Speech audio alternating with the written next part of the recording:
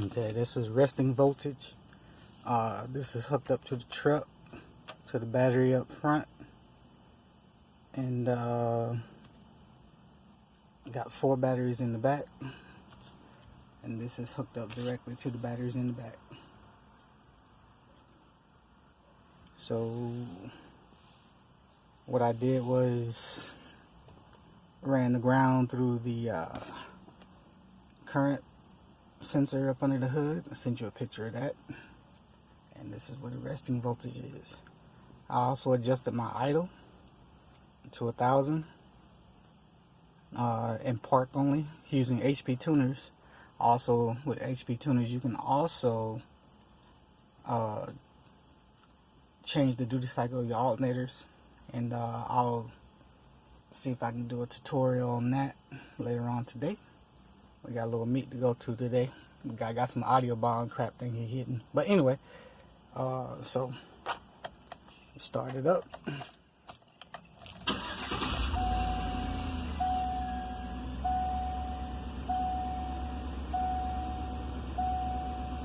Okay, like I said, that's voltage to the truck, and that's voltage to the 4 batteries in the back. Also, what I did, like I said, I adjusted the duty cycle of the alternators itself. And this is a 2011 Tahoe, by the way. I'm sorry about that, y'all. It's early in the morning. Give you a sense of the voltage drop. Can't turn on the radio, it's too early. Let me turn my lights on. The lights are on. You see a small little voltage drop right there. That's from the truck, and that's to the battery pack in the back. Alright, turn on the AC. AC. You hear the fans come on, and when the fans come on, it actually ramps up the voltage and amperage and alternators. On the duty cycle, see 15.3, and that's the pull from the truck. And it's 14. Now it's going to fluctuate 14.7, 14.9, somewhere in there, because of the duty cycle or the alternators itself. Now I got 2 DR44s. Nothing done to them, no pulleys, no nothing like that. And also my truck's sitting about 1,000 RPMs, it's a little bit up under that. I changed that with HP tuners. And this is with the AC on, front and rear AC on. I like to cool down my amps like that. You see it's 14.3. It's fluctuating, which is fine. That's with accessories on, AC. And I don't know if you might be able to hear, but that's the cooling fan that comes on, the secondary fan. There's still voltage back there to my battery back in the back. Also, I got my fan on in the back anyway. Circulate the air in the back. Yeah.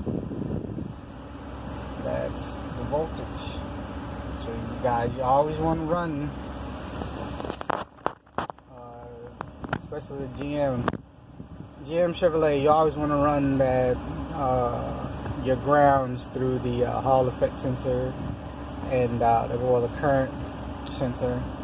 Also, another thing that they tell you, I'm not sure about the cars and stuff like that, but I know with the trucks, in order to put it in charge mode, they always tell you turn on your headlights. Well, we already know turn on the headlights kind of drains, takes away from the power. We want as much power we can get back there to the amplifiers anyway, but that turns it in charge mode. With the trucks, I know you can put it in tow haul mode, that turns on charge mode and stuff like that. So, but yep, that current sensor is it's a pain in the ass, but you know it works. But yeah, so plus when you get these little Stinger readouts, you want to use a DVOM to actually adjust your voltage using a DVOM.